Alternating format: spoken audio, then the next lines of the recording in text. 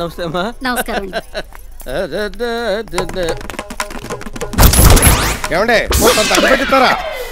ఒరే దరిద్రుడా, నేను వచ్చే వరకు కళ్యాణ మండపంలో నాదస్వరం ఉందని చెప్పానా? అవును చెప్పారు. ఇటు తెచ్చావే? బీడి ఊద్దామని బోరా మండపం కాడికి ఇచ్చొచ్చా.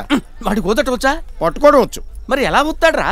నేను ఊదట్లా, అలాగే అడుగుతాడు. నువ్వు తప్పుకో తప్పుకో. దరిద్రుడా దరిద్రుడా అని చెప్పేసి. ఏమిట్రా సత్యబాబు, ఏమిటి తింటున్నావు? Egg omelette.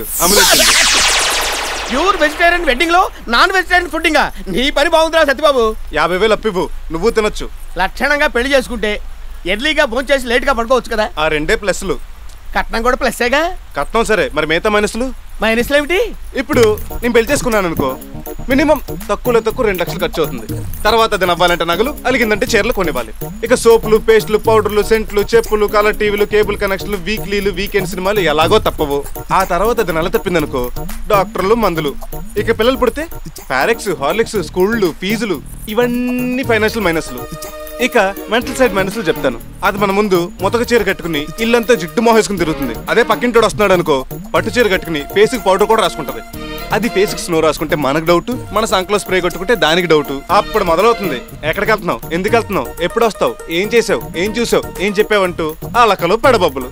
అటు మనీ, ఇటు మనశ్శాంతి, 2 లాసే.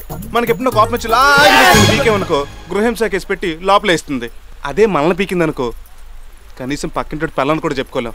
ఎందుకు ఈ పేడంతా? పట్టుమని 25 ఏళ్ళు కూడా నిండకుండా పెళ్ళాల మీద ఇంత పరిశోధన ఎప్పుడు చేసావురా? పెళ్లిలో ఇన్ని సునామీలుంటాయని పెళ్ళై 25 ఏళ్ళైనా నాకు తెలియలేదేమిటి?